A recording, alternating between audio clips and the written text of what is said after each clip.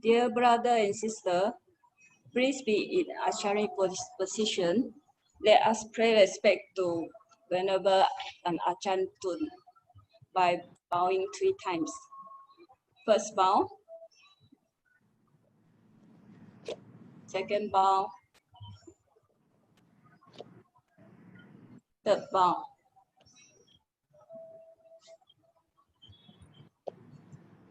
We will begin with the request for 3 refuges and 8 and 5 precepts. We will chant Namo Tassa first. Namo Tassa Bhagavato Arahato Samma Sambuddhassa. Namo Tassa Bhagavato Arahato Samma Sambuddhassa. Namo Tassa Bhagavato Arahato Samma Sambuddhassa. Now we are request for the 3 refuges and 5 and 8 precepts. มะยัมพันเตติสารเนนะสหะอัฏฐปัญจศีลานิยาจามะตุติยัมปิมะยัมพันเตติสารเนนะสหะอัฏฐปัญจศีลานิยาจามะตติยัมปิมะยัมพันเตติสารเนนะสหะอัฏฐปัญจศีลานิยาจามะ นะโมตัสสะภะคะวะโตอะระหะโตสัมมาสัมพุทธัสสะนะโมตัสสะภะคะวะโตอะระหะโตสัมมาสัมพุทธัสสะนะโมตัสสะภะคะวะโตอะระหะโตสัมมาสัมพุทธัสสะ นะโมตัสสะภะคะวะโตอะระหะโตสัมมาสัมพุทธัสสะนะโมตัสสะภะคะวะโตอะระหะโตสัมมาสัมพุทธัสสะนะโมตัสสะภะคะวะโตอะระหะโตสัมมาสัมพุทธัสสะ ธังสรณังคัจฉามิ พุทธังสรณังกัจฉามิ ธัมมังสรณังคัจฉามิ ธัมมังสรณังกัจฉามิ ธังสรณังคัจฉามิ สังฆังสรณังกัจฉามิ ติยัมปิพุทธังสรณังคัจฉามิ ตุติยัมปิพุทธังสรณังกัจฉามิ ติยัมปิธัมมังสรณังคัจฉามิ ตุติยัมปิธัมมังสรณังกัจฉามิ ติยัมปิสังฆังสรณังคัจฉามิ ตุติยัมปิสังฆังสรณังกัจฉามิ ตติยัมปิพุทธังสรณังคัจฉามิ ตติยัมปิพุทธังสรณังกัจฉามิ ตติยัมปิธัมมังสรณังคัจฉามิ ตติยัมปิธัมมังสรณังกัจฉามิ ตติยัมปิสังฆังสรณังคัจฉามิ ตติยัมปิสังฆังสรณังกัจฉามิ สรณังสมนังนิจิตัง อามะพันเต ปานาติปาตาเวระมณีสิกขาปดังสมาธิยามิ ปานาติปาตาเวรมณีสิกขาปะดังสมาธิยามิ อินนาทานาเวระมณีสิกขาปดังสมาธิยามิ อาดินนาดานาเวรมณีสิกขาปะดังสมาธิยามิ กาเมสุมิชาจาราเวระมณีสิกขาปดังสมาธิยามิ กาเมสุมิชาจาราเวรมณีสิกขาปะดังสมาธิยามิ สาวาทาเวระมณีสิกขาปดังสมาธิยามิ มุสาวาดาเวรมณีสิกขาปะดังสมาธิยามิ สุราเมระยะมัจจปมาทัฏฐานาเวระมณีสิกขาปดังสมาธิยามิ สุราเมรักยักมัจจปมาดัคานาเวรมณีสิกขาปะดังสมาธิยามิ ธรรมจริยาเวระมณีสิกขาปดังสมาธิยามิ อาปรมาจริยาเวรมณีสิกขาปดังสมาธิยามิ วิการโภชนาเวระมณีสิกขาปดังสมาธิยามิ วิการะโภจนาเวรมณีสิกขาปดังสมาธิยามิ นัจจทีตวัฏฐิตวิสุปทัสสนามาลาคันทะวิเลปนะธารณมันดนะวิปูสนัฏฐานาเวระมณีสิกขาปดังสมาธิยามิ ว na jakita warita visuka dasana maraganta virepana dharana mandana vibhusana dana veramani sikapadam samadhiyami. Kasayana mahasayana veramani sikkhapadang samadhiyami. Uja sayana mahasayana veramani sikapadam samadhiyami.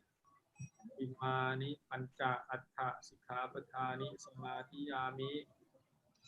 Imani atta sikapatani samadhiyami. Imani atta sikapatani samadhiyami. Imani atta sikapatani samadhiyami. Silena supatinyanti silena popasupata silena niputinyanti tasumana silang viso ye. Sadhu, sadhu, sadhu.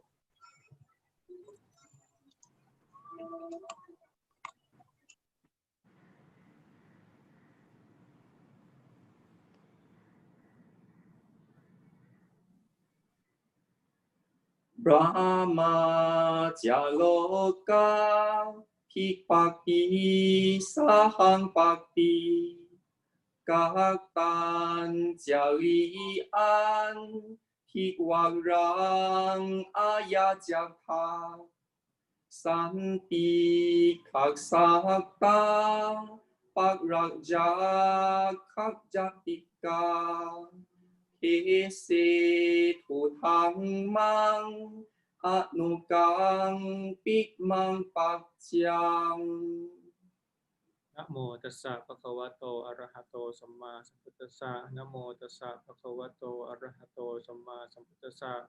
Namo tassa bhagavato arahato samma sambuddhassa. Buddhang dhammang sanghang namasami. Okay, so good morning everybody. So see you again this week. So there are still few questions that I haven't answered. So today I probably will wrap up all the questions that is left not answered last time. Maybe I will start with the easy one first. For people who thinking of taking 8 precepts, the question is asking me that is a cosmetic allows for people with 8 precepts? And well, I think this one is depend on what kind of cosmetic. I think the word itself, cosmetic, is mean to beautify the body. So if that is the case, then it's probably not in line with this 8 precept. The 8 precept is we call the renunciation precept. The precept that we is optional for people who want to devote their time and energy toward training the mind more intensively. So we have that kind of the Natjakita, Watita, Visukatasana, Mala, Kanta, Vile, Panatarana, Mandana, Vipusanathana. It's quite a very long Pali, but I think it's giving a sense of it's a lot of burden to try to keep this body that to look nice. You have to always think with all this cosmetic. What is the time and energy that we put into try to basically delude. First we delude ourselves, and we go around and then we delude other people as well. So in terms of practice, we want to see the truth. So this kind of activity of try to hide the truth, try to make things better than it is, it doesn't go in line with the spirit of seeking the truth. So that's why the Buddha laid out this long kind of rules. I mean, the fact that you have to say it's so long, for me, it's like, it's very heavy. And it's going to like Natjakita, it's like an entertainment, or this beautification, dancing, singing, and then Mala Kanta. This one is about these garlands, this adorn, basically make the body beautified, put things in your face and things. So I would think that cosmetics probably fit into that category where we try to simplify our life, not to have to put anything, not to add on anything. We just let whatever nature. But the second one is about the product for skin protector. I think that one will be put under the category of medicine. Of course, sometimes you have a dry skin and you need to put it on, otherwise it get itchy because it's dry. There are some medical reason for that. So if that's the case, then it's okay. It's put under the medicine. The same like you take a bath as well. Sometimes you use soap. Of course, if you take 8 precepts, you try to avoid this kind of smelly soap. If you can find a plain and simple soap where it will not arouse any kind of sensual pressure, that would be nice. There are certain soap these days they make of some very simple for people who have allergy. I think that is nice. But if you can't find those things, you have to pick out of the shelf soap. I think it can fit under a category of basically to wash the body, because the intention is not to make yourselves with that soap smell. You want to wash your smelly kind of sweat and all this dirty thing on your body. So that intention is very important. Intention, you don't want to make your body smell like a soap, but you want to wash this kind of the dirty things in your body away by that soap. So with that intention, you have intention to remedy, to cure or whatever, to get rid of these unhealthy situations. So that is the spirit of the rules, basically. What is your intention? If you have intention to beautify yourself, then that will not be allowable. But if your intention is to just to make this body healthy and and to keep all this illness and to make your get to practice easier. You don't have to worry about the smell of yourself. So that's a spirit of the 8 precepts. So you have to understand that for the lay people, the intention is the key. If you notice that all those precepts start with intention not to kill, intention not to taking what is not given. All these things is intention, because you have to have the kind of volition to refrain from all these things. Like for example, the 5 precepts for you have intention to refrain from intoxicant. That is in for the lay people, but for the monks, this rule is different. It doesn't matter what is your intention is. It's more matter whether that particular drink has alcohol in it or not. So for the monk, it's more refined. It take another step. So for example, if you not intend to drink alcohol, but maybe for some reason, maybe certain food or whatever, they have some alcohol in it, and it becomes the major ingredient in that particular food.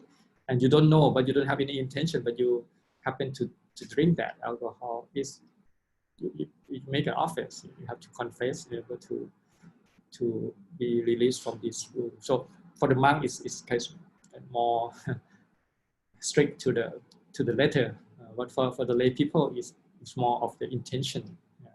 So if you understand that principle, then you can apply it to every rule that you take, whether it's 5 precepts or 8 precepts. Okay, so don't worry if you have any medical condition that you need to put some lotion or on, you can still take 8 precepts as far as you use that for medicinal purpose. Okay. So So that gone. The other one that people ask about what is the difference or the relation between these four words, Chitta, Mano, Chetana, and Cetasika. This kind of the word that used in Buddhism. Actually, there's many words about the mind, what we call in the West we call the mind, but in Buddhism we have this term of either the Chitta, Mano, or Vijnana. Actually, these three words usually that we use for describe this mind, Chitta, Mano, and Vijnana. I think that's maybe just give the broad meaning of these three words first. These three words actually mean the same. It just means mind. The whatever characteristic that able to think, able to feel, that kind of the ability of us to able to think and to know, to feel, that what we call Chitta, Mano, or Vijnana. I have to be clear that this entity is arising and passing away because of causes and condition all the time.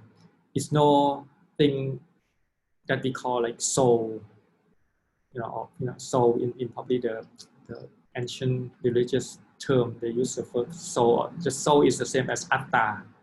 Atta is mean something that persists, is belong to whatever, maybe my soul or my knowing or whatever is persists through time. It's not changing. It's always there all the time. So that the Buddha's in Buddhism, that entity doesn't exist. We would like it to exist, but it doesn't exist there. So we have this called anatta. Anatta is negate of this soul. Or in this modern psychology, maybe they use a different word. They use like psych or whatever. But anything that is persists through time, that is your essence. You are that kind of ability to like new philosophy that I think, therefore I am, something like that, because I'm able to think, then that must be me, and that me is all the time. It will be always me because I can think, but that entity it doesn't exist. So the concept of Chitta, Mano, and consciousness or Vijnana is exactly tied to negate this kind of atta view of the other philosopher or religion that is thinking of anything that's essence, kind of me essence, this is me or mine. So Chitta, Mano, and Vijnana is the same word, but they use in different way. Chitta is more like a technical term. If you study Abhidhamma, which is you can call it a philosophical kind of framework of Buddhism, then we use a lot about Chitta. Chitta is the ability to think. Chitta is arising and passing away continuously all the time. It's starting from unknown beginning and even last life, and then continue on to this life, and it will go on to next life as far as you not understand what's going on. So because it's like stream of consciousness, or samsara is the same thing. The rising and passing away, go on and on and on, infinitely, until you realize Dhamma. So this Chitta is more like a technical term that we use. So the Chitta, and the word that accompanies Chitta is called Cetasika. Cetasika is something that is a quality that in the Chitta itself. For example, like if you have the wholesome mind or wholesome Chitta, we call in technical terms, it's called Kusala Chitta. In that Kusala Chitta, there have many components. Even you call one Kusala Chitta, but actually there are so many, you can call the factor that in that particular Chitta. For example, there will be the the feeling will be there, the Vedana feeling, the Sanya, the perception, memory, the Cetana, volition. Volition is also Cetasika. Cetasika is part of the Citta. Cetana or the volition is a one part of the Citta. So that particular Kusala Citta also have volition and also have like Manasikara, the ability to put in the mind whatever it is, and Virya, effort. Many things, like if it's a Kusala Citta, then they will have the positive, like the mindfulness, the Hiliotapa, shame and wise shame and wise fear of the unwholesome and other quality of the mind. So that's called Cetasika.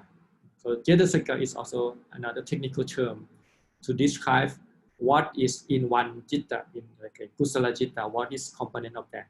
So it's end up like the Kusala Citta have 38 of this component. So you can learn it in the, this is what I learned, the Cetasika and Citta is all this small circle. So you know which one is put on which, and you know, of course you learn is more abstract first, but the main thing is you have to understand when your mind think what is actually going on. So this is very detailed, and only the Buddha can able to elaborate on it. It's like they have a simile, which is I find is very beautiful. It's like the Buddha able to taste the drop of ocean, and he can tell which part are from which river.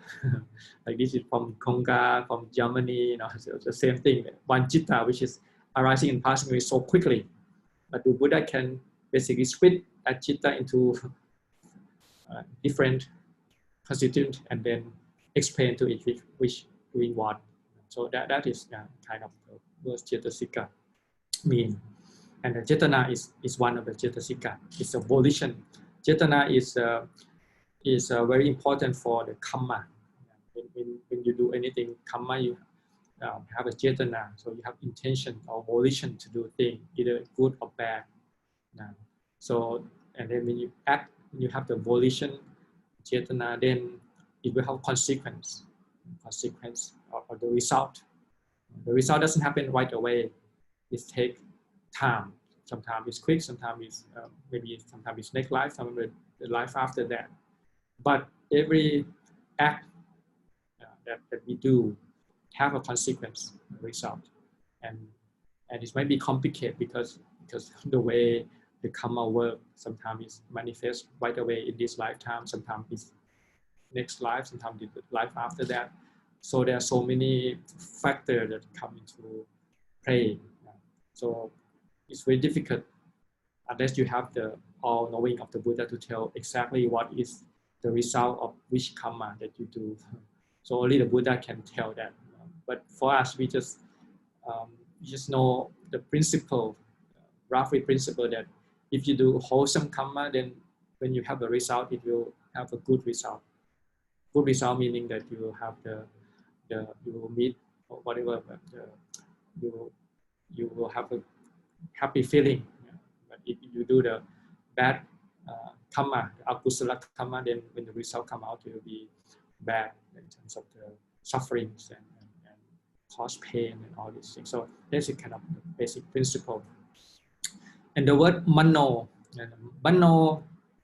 also is in general is the same, citta, mano, and consciousness or vijnana. But mano is more like the regular term that we use. Like we have the words like Morning Dhamma, the Dhamma that is for the mind, something that we should buy on. Every human being should have the Morning Dhamma. So we use it more like not so much technical, but there are certain, we use the word mano in certain technical sense as well. Mano in this sense is mean we divide it into 6 consciousness: the eye consciousness, ear consciousness, nose consciousness, tongue consciousness, body consciousness, and mind consciousness.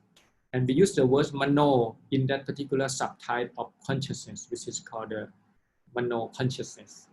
So in a sense, in general, it's the same meaning, but if you want to use it more specific, mano here is just focused on mind consciousness rather than other 5 sense consciousness, because their sense consciousness, they have their own door, eye, maybe with just what you see, ear consciousness, what you hear, but this is the mind door, the mano consciousness.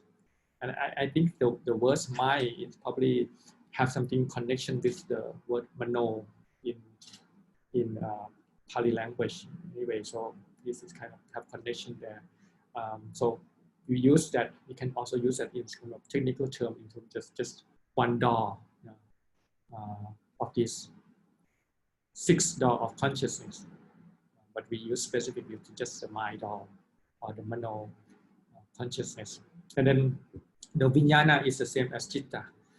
The vijnana, when we talk about vijnana, we usually divide into this kind of 6 category: the eye, ear, nose, tongues, and body, and the mind. Called the different consciousness. We and jhana.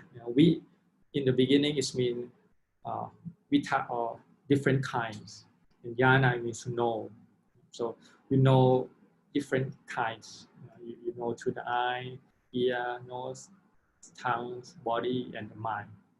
So it just that's the root of the vijnana. Okay, so that basically the just a basic knowledge for the word that we use in terms of the understand the meaning of this ability to think and to feel and to know and to learn things. It's all in this what we call chitta or mind or consciousness. In Thailand, the word vijnana is, people usually understand it as soul, basically, like something that's floating between life. Say when you die from this life, and then this vijnana will you floating from this body, go out of this body, and then go to the next body, and then basically what we call reincarnate. Reincarnate means to incarnate mean body, right? Incarnate, go in the body. Reincarnate means to again go in the body again. So this word itself have some kind of misunderstanding there, that there are such a thing as vijnana, floating and then going to the next life. I think that's probably same in Chinese as well. They have this kind of thinking of the vijnana of the people who die, and they have like thereby they have like 50 days of they call the waiting for judgment, and then that by this time you have to do a lot of merit, dedicated merit, some chanting or whatever, and then that particular vijnana will go in the next body, which is this is not the Buddhism. This is the Brahmin, the same idea of Atman, any essence of me or whatever go out and then launch into the next life. So if that's the case, then this is called the sasatta titi, the kind of thinking that things are the same, all the same.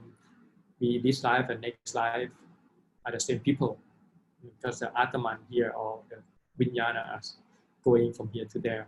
But in Buddhism, we not use the word reincarnation. That's a Brahmin concept. In Buddhism, we call rebirth, which is different. Rebirth is a cause and condition. It's nothing at all from this life go to the next life. Okay, mind and matter arising and passing away in this being in this life. Nothing go to the next life. Only thing is that the power or the paccaya or the condition of the karma. Anything that we do in this life, they're all karma that accumulate, and that karma has a power. It will being the result. So that called the karma paccaya will drive us, it will force us toward the next life. But when we born in the next life, it's just a new consciousness arising and passing away there too, and also new body. if you born in such a body, there are certain rooms that there's no body. But if you reborn as the realm that is body, then the body also arising and passing away, continuous on to the next life. So there's nothing whatsoever coming from this life to the next life. But there's the kamma paccaya, the condition, kamma paccaya, the condition that from the kamma, from the volition that we do, because we are not fully enlightened, we're not arahant, and that's law of karma that paccaya of the karma will persist. They call it continuity of this santati, continuity of this stream will go on. Usually the similar is like you are lighting the fire, like you have this candle with fire in it, and you're about to run away, so you put it to the next candle, and this light go on here. So it's actually it's a new one. It doesn't even the light here, all those wick and all those all these things here is doesn't come from here. It just because of this condition, maybe heat and oxygen there, and there's a wick and there's all this wax here, so it have a new frame. So it's the same concept. It's continue on of this stream of consciousness, but it's nothing that here is go to here. It's just because of the heat and all the still that the condition is still there, so it keep going on. So this is very important concept of rebirth, not reincarnation, that in Buddhism. So that's why we have to use many words and to divide what we call the atta or soul. We have to split it into different way to see that it's not anything, anything there that persists through time. It's also composed of many small factors, and by contemplate each one of them that arising and passing away according to cause and condition, then we can weaken the sense of me and mine, and anything that is persisting through time. It's just the mind is arising, passing away, but it's conditioned the next mind arising and passing away, and condition the next one. So it's one process, but because of the flow of continuity, because of the karma, that there's this thing happening. Okay. Okay. And then maybe I can explain more about the samsara, or the cycle of 12 cycle. I put it last week. Maybe you can put up the table first. The table of the 12 link of Paticcasamuppada. See, there's called a dependent arising. This one. Yeah. Okay, that's the one. Okay, so okay, this is very important factor that if anybody want to study the dependent arising, the whole thing is explain what's going on from past, present, and future. So you can see that 12 link is very important. Start from the ignorance or avijja. When you have ignorance, when you don't know, the body doesn't satisfy with that. You will basically come up with something. It's called formation, sankhara. In this sense, it's called apisankhara, because it's will the volition that what you do, either wholesome or unwholesome. And this particular formation is talking about the one that will take you to the future rebirth. In this sense, is mentioned the previous existence, because you see the past. I have a past there. It's a 3 period.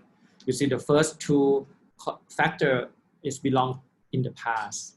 Okay, so that means that in the past we have ignorance and formation in the past. And actually, this is just the factor that we pick out. Actually, there are other conditions as well. You look at the past causes. There's 5 of them. So not only number 1 and number 2, but it also include number 8, 9, and 10, which is craving, clinking, and existence. Also be part of that as well. Because in the past life, we not only have ignorance and formation, we also have craving, clinking, and existence as well. So that when we combine it together, it becomes 5. So that's called 5, which is the principle is ignorance and formation. And the other 3 are tagging along because it's part of it. You can't have one without the other 3. So this past cause of 5 will bring the present. The present will be start from number 3 to number 7. Consciousness, mind, matter, 6 sense bases, contact, and feeling. This is very important. This is called the result of vipaka. The result when the volition ripen, all these things that we do is ripen, it become this thing, consciousness, mind, matter, 6 sense bases, contact, and feeling. So this is the result of the previous karma in the past. That's why we have the present, which is the result of the past. So this present also have 5, number 3 to number 7. We call the present effects of 5.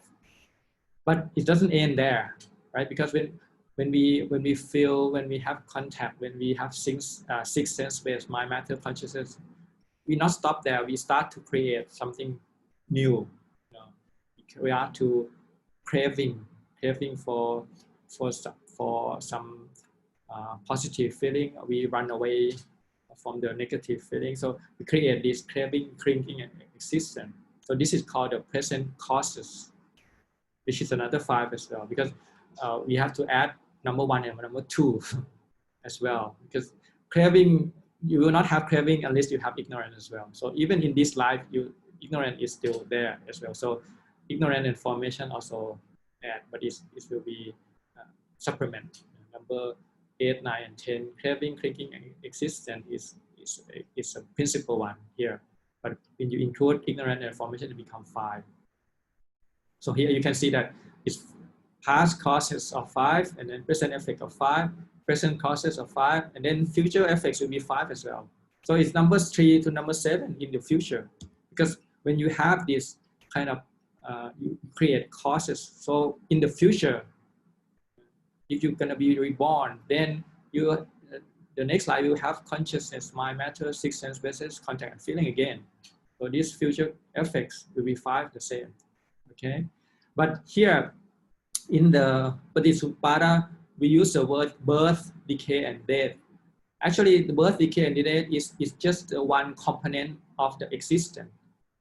See, existence have the component of appearing, which is birth, and then the kind of the declining, which is the decay, and then disappearing, which is death. So this is just the part of the existence.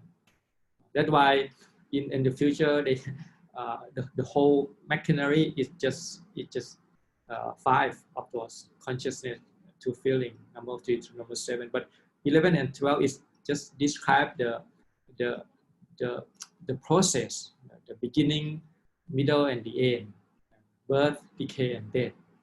But the whole machinery is consciousness, mind, matter, 6 sense bases, contact, and feeling, again arising and passing away. So that's why there are some questions about what the difference between becoming and birth. Becoming here is translation of the word bhava. Bhava here it can mean becoming or existence. Yes, it's 2 different category. One is called the kamma bhava. Kamma bhava here. Kamma bhava is translated as becoming, but the other one is called upati bhava, which is existence. In Pali, we use one word we call bhava, but it can mean 2 things. Mean becoming, which is the kamma, and then existence, which is all the component of the 5 khandha. So this it actually is just the same thing, and birth is just process of appearing. It's called birth, and then decay and death is the process of declining and then passing away. So it's just We just describe more of the process of the same thing. So that's why it's called future. Okay, so basically it's 5, 5, 5, 5. 5 in the past, result in 5 now, and then we create 5, which is the present cause, and then you have the 5 in the future. The 5 can also mean 5 khanda. 5. The word in Pali is called pancha. Pancha means 5. And there's another word in Pali, if you are interested in study Pali, it's called papancha. Papancha is mean to just to proliferate, going on and on and on and on. Which is called papancha. I like the word a lot because papancha has a sense of pa and pancha come together. Is pancha is 5 and then pancha is another 5. When you put together, you make it short, you become papancha. It's 5, 5. 5, 5 is mean 5 in the past causing 5 now, and then 5 now will cause 5 in the future. So papancha is like that. Keep going on. It's just 5 khanda arising and passing away, condition the other trigger of 5 khanda. So this go on and on and on like that. It's called the papancha, or the whole existence, the whole trap of this, or the vicious cycle, because we don't understand the 5 khanda as it is. Okay, so this is the meaning of this 12 link of becoming, and yeah, you can, if you want to know it in detail, you have to study Dhamma, and then you got detailed study. But I sent you last time the kind of the simplified version as an example. Maybe you can put it on, and maybe I can go over it a little bit for pointing for people who want to learn. There's 2 picture.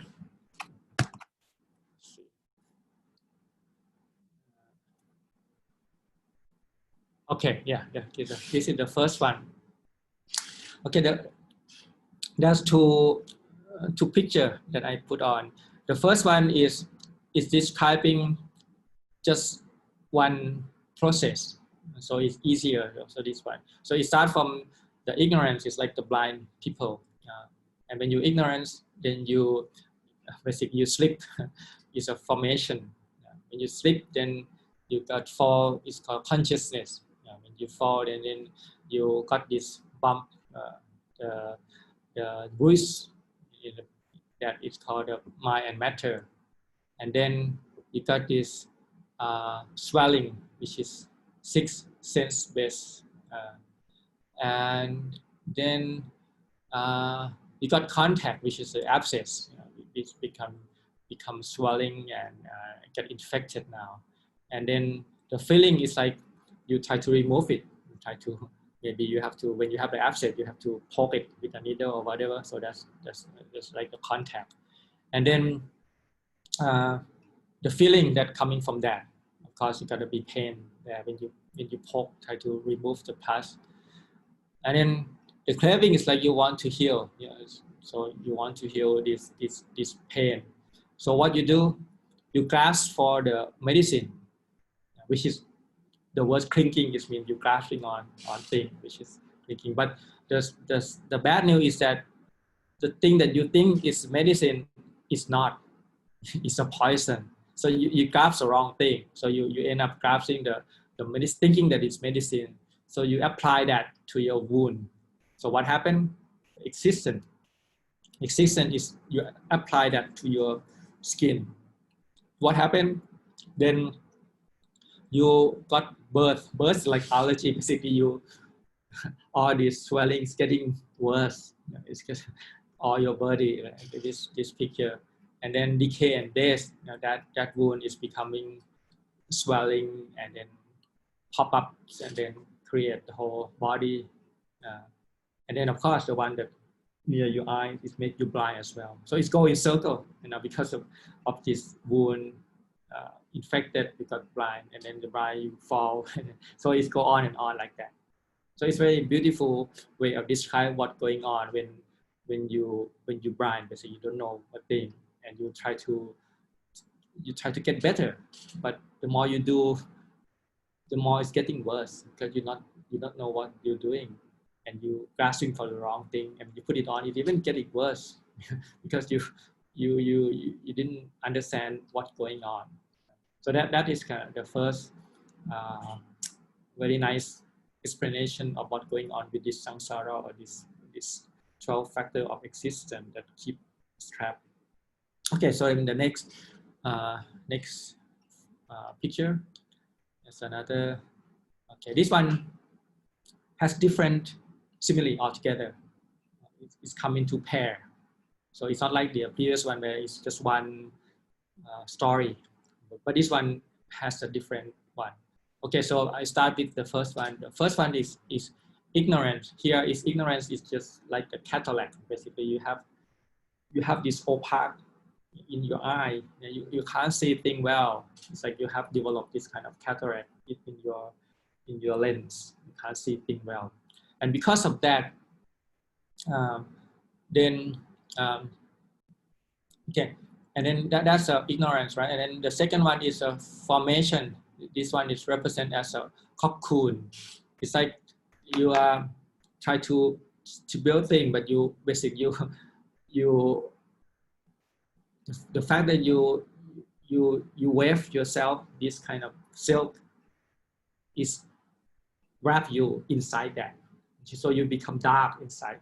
The same as you're bright by this cataract. The fact that you do the formation sankhara, it just make you even darker because you immerse yourself into that. But in terms of the formation, also have the sense of the ministry as well, the chief ministry, which is the one who are basically in charge of everything in the kingdom. The chief ministry is doing everything, and that will connect you to the third one, which is consciousness. Consciousness here is like a crown prince. It's been raised by the chief minister. Okay, he wants this particular prince to be the king. So he almost like you are this crown prince got support from the chief minister. So it's like the formation create consciousness in the next life. So this is kind of very nice simile of this formation. It's like the chief who know what's going on, and the crown prince doesn't know much, but he was basically been propped up by this chief minister. Okay, so that's a similar. And then, or you can look at the consciousness like a magician, the one who create the magic, and then mind and matter is like a magic. It's like a trick. So the magician is the one who do it very quickly, and he will basically convince you to look at this particular field, and all of a sudden he bring the rabbit out of the other place because you don't look at that. And so this is how the consciousness works. It's arising and passing away so quickly, and then it's all the trick come up, mind, matter, all those things. So that's also a very nice explanation of what's mind and matter come out of consciousness. Yeah, I mean, this day, even the scientists also agree now that the matter can't be the basic framework of things with this new quantum physics and all those things. They're talking about something that go beyond space and time. They say space-time is doomed now. So they have to, actually the consciousness has to be there before the consciousness become the groundwork of things, and mind matter arise afterward. So that even the scientists these days, they are approaching this truth as well. So, but in Buddhism, consciousness is ought to be there. It's just a very important factor. Okay, and then mind and matter, you can also compare it with the good soil. When you have maybe the paddy field or the nice garden with the good soil, then the sixth sense basis, like the bush, is coming out. So you have a mind and matter, then the sixth sense basis come out. It's like the bush coming out of the good garden, good soil. And then the feeling itself also can mean of the drinking seawater. And then let's see. Sorry, I'm sorry. Sixth sense base is also mean like a match. And in in the old day, they have these two pieces of stick when they put it together to make the fire. So the contact is like that. Not contact. The sixth sense basis is like that, and the contact is the fire that coming from these two sticks, rubbing each other. The fire come up. Okay, and then the contact can mean heat or the heat from this fire, and the feeling is like burning. When you got burned by the fire, it's like the feeling. And then the feeling can also mean like you're drinking salt water. The same salt or sea water is the same. It's very salty. And the more you're drinking, the craving, the thirst is getting more. When you drink sea water, when you drink salt water, you got craving. You want to drink. You are desperate for this water. So the thirst, this craving is described as thirst. Craving. So craving is like you want to have the water, and then craving is like you grasp a bottle of water, and then so that go along with the craving and craving. So when you craving, then you grasp it. Craving is because you are thirsty so much that you have to grasp anything that in your reach. You try to grasp it. Okay, and then craving can mean like you're looking for food. When you're looking for food, you hook. Existence is like a hook. So you hook into the new existence. It's like the hook, the fish taking the hook. And existence can also mean seed as well, compared to the birth. So the birth is like the offshoot, the small thing that come out from the seed. So this is existence, and then you have birth. And then birth can, which is can mean growing of the tree, decay and death is falling of the tree. So this is like in pair. So you can look at it similar. It's clear. You can tie it one to one, and then what causing it in terms of it's like that. The way one thing condition the other into this cycle of existence. Okay, so like I put, it's like the three blind mice, lopa, dosa, moha, great-headed and delusion. And because you don't know things, you just blindly go into the fire, which is the samsara, again and again. So you go in that until you understand, oh, okay, what it meant, how this thing works, why I'm trapping in this samsara. And some people don't know, and they don't like it, but they don't know how to get out of it. So sometimes they end up commit suicide, which is the wrong thing to do it, because you didn't treat the root cause. Even you kill yourself, you're reborn again, because your mind is still there. You're craving, greater delusion still there all the time. So even though you might be able to destroy your own life, but because of this continuity of this process, your karma is still there. You definitely go to the next life, and usually it's not a good destination, because the intention to kill is come out from usually from the hatred or from unpleasant feeling. You want to get rid of this, but because you don't know that this is not the end, you go on.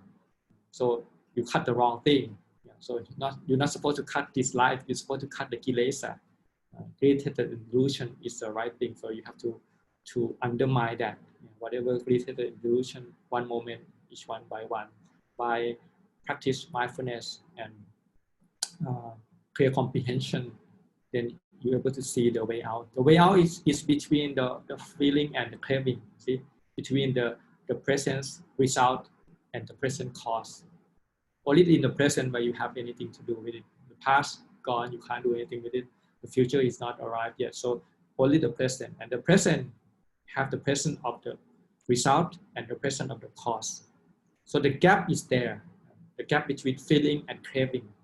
See, so when you have the feeling, normally if you have a present feeling, you will have the tendency to have a craving afterward, sense pressure, craving for existence or whatever. If you have the unpleasant feeling, you try to push it away. Have a dosa, you push it away. And if you upekha, you are neutral, then usually you're not aware of it basically, and you got into this delusion of self, not knowing what's going on. So you have to use the spotlight of mindfulness, insight, look into this present moment, which is arising, passing away all the time of this 12 factor, and then see that you don't have to follow this urge of instinct, but you have the ability to make a choice. So that's why it's come in, whether the free will or choice. The choice is only for people who have patience. You have to have patience until this arising and passing away of this tanha, of this craving. Only then, when you have a free choice where you can pick and choose what is the right response, not to react. Most people doesn't have free will because they just react. When the feeling arises, you just go right away. The craving just follow, and they identify with it right away. When the feeling, this is my feeling. When the craving, this is my craving. This is my wanting. But if you have a patience, there's a break there. Wait a minute, is it me or not? It just happened in my mind. It doesn't mean that it belongs to me. It's arising because of causes and condition of this 12 link thing here. And then why should I keep on like this? So you have to have some patience and then mindfulness, able to step out and look at it objectively. And then you see it arising and passing away. And then you'll be free from that. It will not condition you anymore to be drive into this cycle. So that's why Luang Pu Cha said, if you still follow your craving, you haven't started practicing it yet. So the first step is to know craving is not you. It's just craving. It's arising from cause and condition. You have ability to overcome it. But first you have to see it first. And you see it's arising and passing away according to cause and condition. And you have to learn how to undermine it. How can I make it weaken? So next time is maybe easier. But of course in the beginning it's gonna be a bit difficult because we are so long conditioned by this thing, and we and the craving are one. When we think that craving, we think this is my craving, this is my wanting of this ice cream, wanting of this new toy. It's just implement in us for a long time. So it needs a lot of understanding and patience to be with it, to see what actually going on. Where can I get out of this loop, of this vicious cycle? Okay, so that hopefully wrap up. Yeah, just few questions, which is maybe I can leave it for next week. But again, if people have any question, they can post it now, because it's only few questions I can answer. It's only few minutes for the next time. So if you have any more questions, you can post it in the line, the group question and answer section. Okay, so today there will be enough for today. So thank you for listening. Hope you will stay safe and free and able to integrate what we learn here in terms of practice, and use your week well, keeping your 5 or 8 precepts and continue on practicing. Okay. Thank you, Ajahn, for your teaching and guidance. Let us rejoice by saying sadhu 3 times. Sadhu, sadhu, sadhu. We will now close the sections with homage to the triple gems. Can Ajahn lead us for the homage to the triple gem? Okay.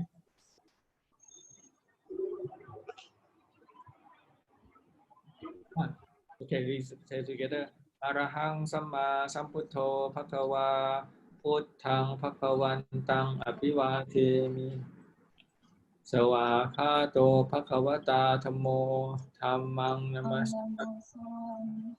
Supatipanno Bhagavato Sāvaka Saṅkho Saṅkhang Namami. Sadhu, sadhu, sadhu. So we have a see you next week again. Okay. Yeah. Next week still okay. Okay, so see you next week. See you at